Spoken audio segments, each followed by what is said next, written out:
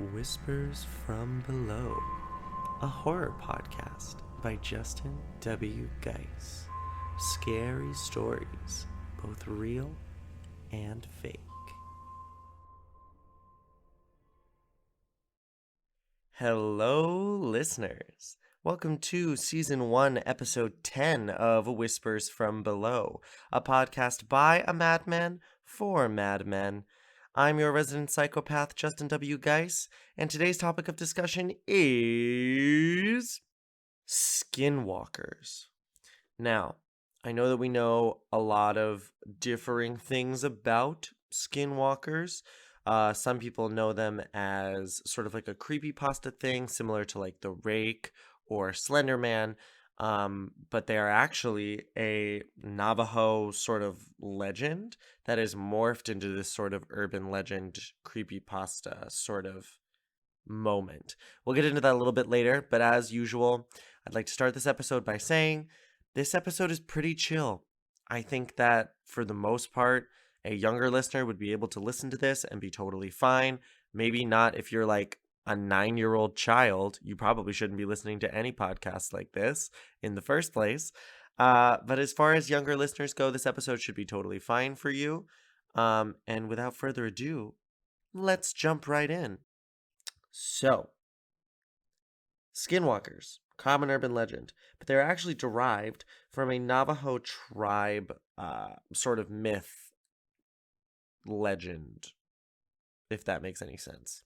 So, Navajo culture states that a skinwalker is actually just a harmful witch that can turn themselves into and or possess certain animals. So in some forms of the legend, it's that they kill the animal and then wear their skin. And in other forms, it's sort of like lycanthropy, where they can just kind of shift into different animals. This term is never used for someone that is a medicine healer. You might start that way and then turn into a witch, but it is never a term that is used for a healer in the tribe. Let's see if I pronounce this correctly, but in Navajo, it is called Yi Naldushi, which translates to, by means of it, he goes on all fours. Yi Naldushi. I'll say it again in case I messed up the first time. I'm really sorry if that pronunciation is incorrect, but that is what it is called in Navajo. To become a great healer in Navajo culture, in the Navajo community, you have to learn about both good and bad magic to make yourself like a fully rounded individual as far as healing goes. And this usually is okay, and people are totally fine, and they're like, cool, don't do that, but this is good, blah, blah, blah. This is how you combat that, whatever. But sometimes it'll corrupt someone, and they will choose to become a witch. There are accounts of both male and female skinwalkers, but for the most part, they are usually male. And there's a sort of cult that these skinwalkers are a part of, a club, if you will. And initiation is that they have to kill a close family member. There are, again, different tales, different stories of who gets to do what, how do you get there, how did you get here, blah, blah, blah.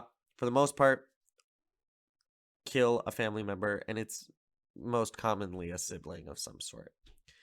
Once you get into the secret society by killing somebody that you love, you get these supernatural powers that are all about shape-shifting and how you can transform into these animals and gain power and blah, blah, blah, blah, blah.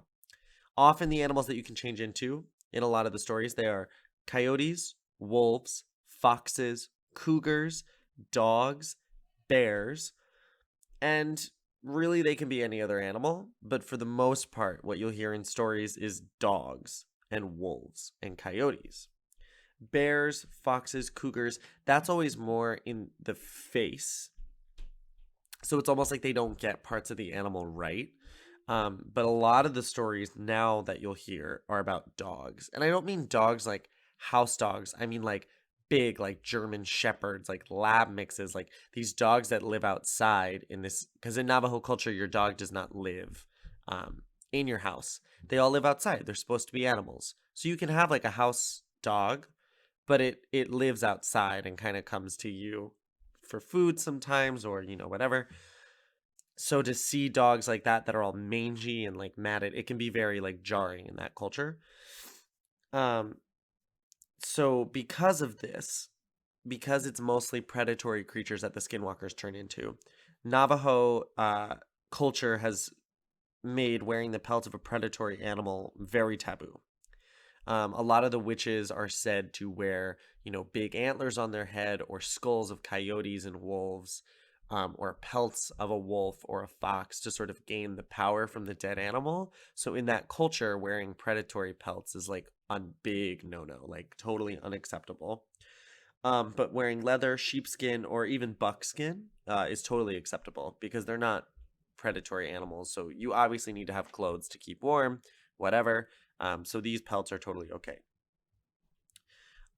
Once you look in the eyes of a skinwalker, it can supposedly possess you and or it tracks you. You are now a target to this skinwalker. So the minute that you lock eyes with one and you notice that something's off, it's pretty much already too late for you unless you know how to kill one. The way that you can kind of tell that something's not right, usually they still have human eyes in their animal form. It'll be, or something in the animal form will be kind of off. Maybe they'll have like human hands, but they'll be on all fours, like a dog. Or they'll have like normal feet, but it'll still be a dog. Or like it'll have the face of a fox, but it'll be like a bear. Or vice versa. Something about it just quite isn't right. And likewise, they normally have animal eyes when they're in human form. Some other claims of skinwalker culture have been that they live in full seclusion with other skinwalkers, where they perform these large black magic ceremonies. They perform necrophilia, normally on female bodies. They perform cannibalism, incest, and grave robbing in order to gain power by eating other people that are weaker than them, by picking bones for their rituals from the graves, all sorts of stuff. And the culture itself blames these witches for a lot of its strife. So even stuff like white people kicking them out of their land, they blame witches. Some people are like, well, it was the witches' fault because they brought this misfortune upon us. And that's why this happened. Now that's a little much, but if you believe in it and you think that that's why something's happening, good for you. Personally, I just think it's because, you know, we wanted more land, and so we decided to kick them off it because we thought that they were lesser, you know. It's like the full, just watch Pocahontas if you want to know how all that went down. It's pretty much the easy, it's the nicest and most child-friendly way to explain it. Um, there are about hundreds, probably more like thousands of these skinwalker stories that are all over the internet. They're everywhere. You hear people talking about it all the time. Especially as someone that grew up like in the woods, I feel like I even know people that would come into school and be like, "Oh my god, I saw a skinwalker. It was horrifying." I'm like, "No, you didn't. You saw a wolf, or like you saw a coyote. Like you're totally fine. We see them all the time." You heard an owl. Oh my god, you're so scared. Like you're fine, Maria. Um so there are all these stories. Some of them are about like seeing them on a drive. A lot of stories will be like, I was driving my car, I saw a wolf sitting in the middle of the road, and I went to swerve around it, and when it turned, it had a human face and then ran into the brush. Stuff like that. Um, a lot of them also involve being in your home. So it'll be like you're sitting in your house and you hear something on the roof. And when you go to check later that, like, the next day, there are like dog footprints, but also human footprints on the top of the thing. But the dog footprints are like way too big to be considered like a normal dog, stuff like that. And they usually end with these people living and the skinwalker escaping in some way, because that way there's no body evidence of anything happening. So it can kind of remain a legend, if that makes sense. So now that I've given you some background, told you what a skinwalker really is, we have two stories that I'm going to read. Let me know if you guys enjoy me sort of reading a story word for word, or if you like my own like sort of synopsis of things like that, let me know. I figured I would try this. I know a lot of horror podcasts do this sort of thing where they read stories in like a spooky, creepy way. I'm just going to be like reading a story to you about skinwalkers and then talking a little bit about it. But I have two stories here today. The first one is called It Had a Dog's Body, but with Human Hands and Feet. So, both of these stories have a little bit of length to them, but they're not terribly long, and then we'll talk a little bit about them afterwards. So this one starts. I was spending a month with my cousins at my grandma's house. It was August, and my cousins' ages ranged from 10 to 15, and I was the oldest, being 15. I was staying in a 10, 13, and 14. I was staying with a 10, 13, and 14-year-old. Oh my god, I'm so sorry. Bear with me. We stayed up telling scary stories often, but one night a few weeks in, we decided to make a campfire out back. My grandma's house is in a rural suburb, and the neighbors aren't too far when you're driving down the road to her house, but in the backyard, it's thick forest with man-made plants and paths throughout it. Each house is on a hill, so only part of the basement was actually underground. That isn't important until later, though. So we're towards the east side of her yard in a smallish patch of open land. You couldn't see the neighboring yards from there, and there was probably 3/4 a mile to each side of us that belonged to my grandma. It was maybe 11 at night, and we were playing Truth or Dare after telling scary stories, and my 14-year-old cousin dared me and the 13-year-old to go on a walk through the paths for 10 minutes or so. I said yes right away, as I wasn't easily scared and rather level-headed, but my younger cousin was a bit more hesitant. We didn't bring a flashlight because it wasn't pitch dark yet, and we could see enough not to die. We were walking through the paths for about 5 minutes and could barely see the fire through the trees when we decided to turn. In the middle of the path was a large dog-like creature, hunched over with its front hands an inch from the ground. What I remember most was how its eyes were so fucking bright white, and it was humanoid dog-shaped with a human-like head but a dog-like body, but human hands and feet. It looked right at us, and I know I was paralyzed with fear as it dashed away the opposite way from us, towards a creek that ran through the yard. Eventually, my cousin and I screamed bloody effing murder, and the cousins and my grandma ran to us. I don't remember much here because I was really disoriented and I couldn't think properly, but I did wake up in bed, so I assumed that I was brought up to the house. All the kids slept in the basement, in a big room with sliding glass doors to the outside, as the room was on the side that wasn't underground. My bed was pressed against a big glass window, and I could hear my cousins playing outside down below. The house is in Michigan, so it gets slightly chilly even in the end of August, and there was a slight breeze, so I put on a jacket and ran to join them outside, skipping breakfast, not wanting to miss out on anything fun. When I got down, I could tell they weren't playing but rather running to get my grandma. Her dogs, both of them, were dead, ripped up. That night, we went to bed early. I woke up at maybe 2 in the morning because I felt something hit my head. My cousins were all sitting on the double bed opposite me on the other side of the room. There was one bunk bed and 2 double beds. The double beds for me and my 14-year-old cousin. They were being quiet and staring at me. The 13-year-old nodded his head toward the window. I froze. They all looked afraid. I turned my head slightly to the side and I saw a really messed up face pressed to the window with gaping eyes looking down at me. I screamed so fucking loud and it bolted. My grandma called the police after I told her what had happened, and they found nothing. I went home after that, and I have never been there during the night, ever again.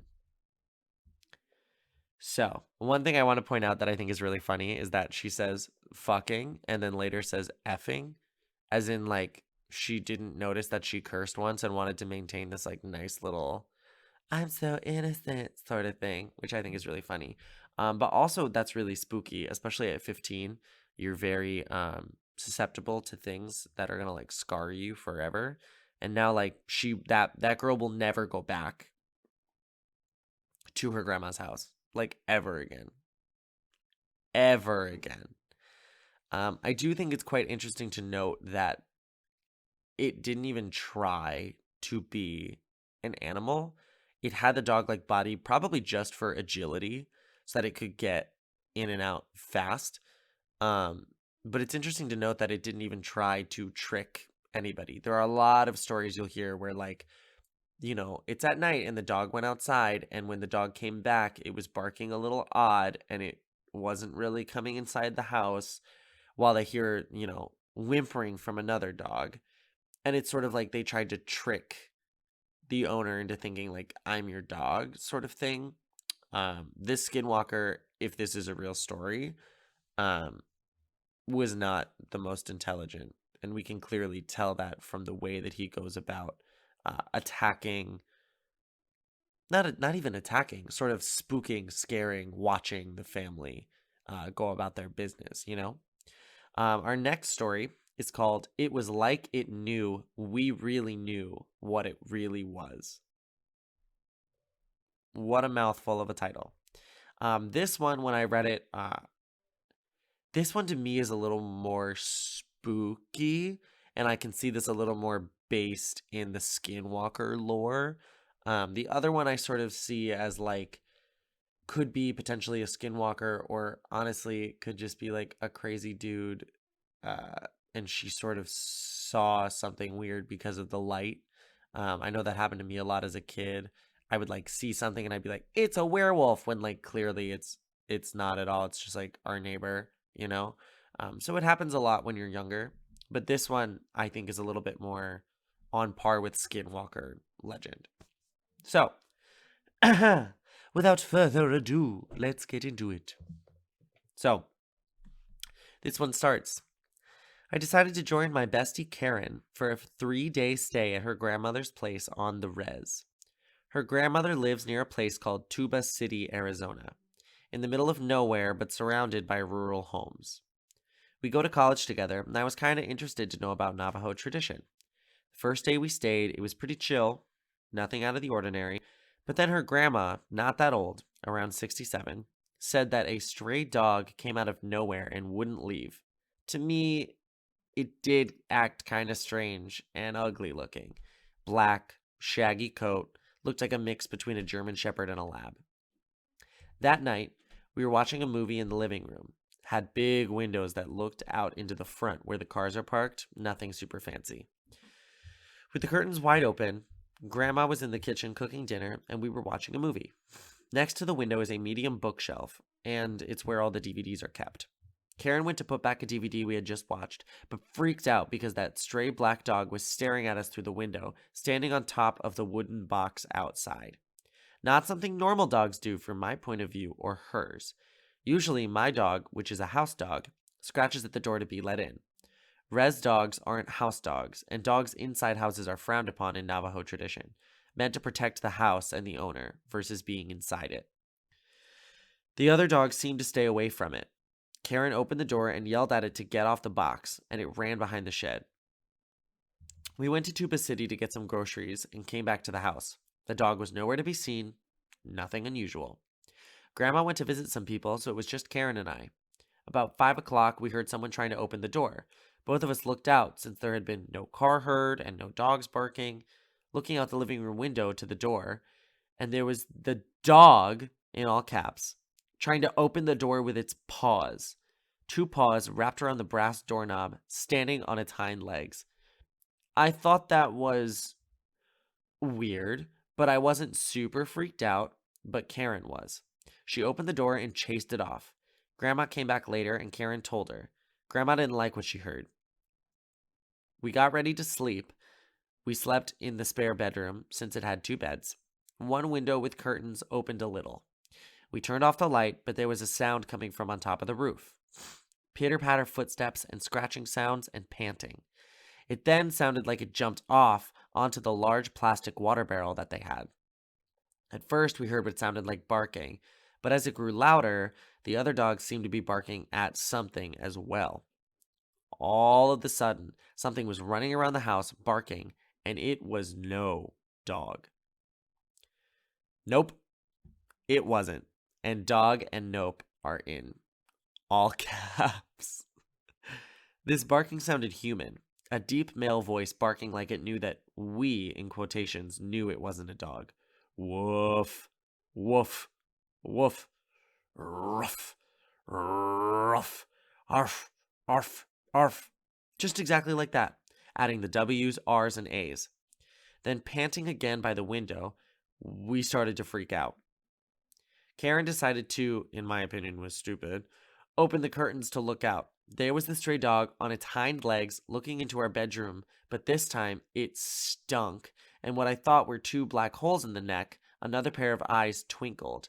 Think of those ugly, glossy spider eyes staring at you.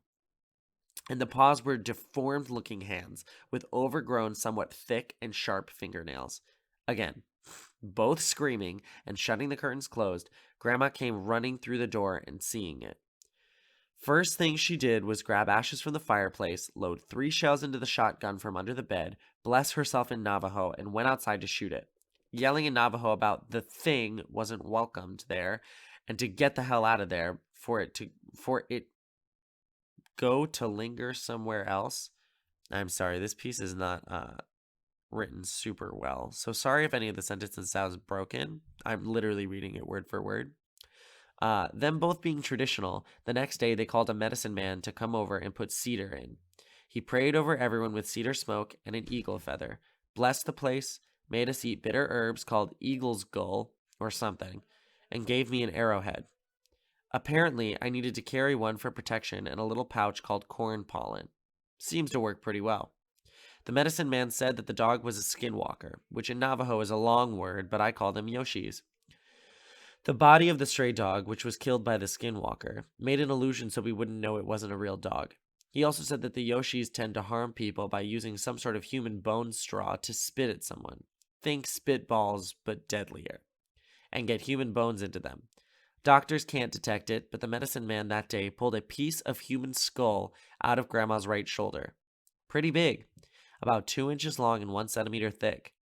And it was real, because we watched him pull it out of her. That was intense.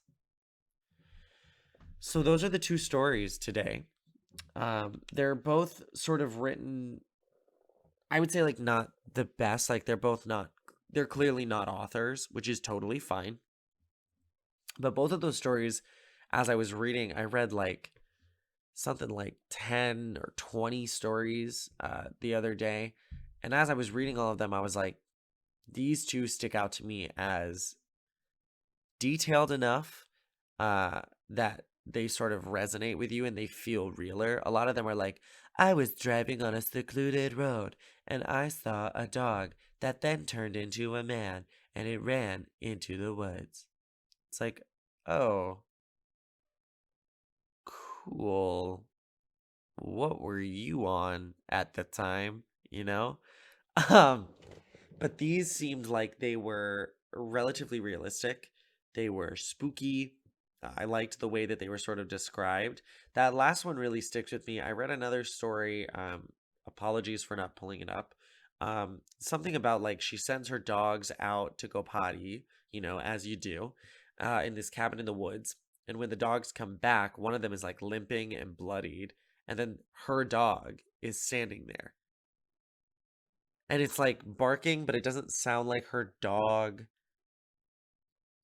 Just like really creepy stuff like that. There's all sorts of stories of like people encountering what they think is like a deer, and then all of a sudden it like turns into a dude, or like it's a dog, and then when it turns around, it has the face of a bear. Like stuff like that is really scary, especially as a kid that like grew up in the woods. This is an especially scary thing because it's apparent that like I could have seen something like this in my backyard as a kid, you know?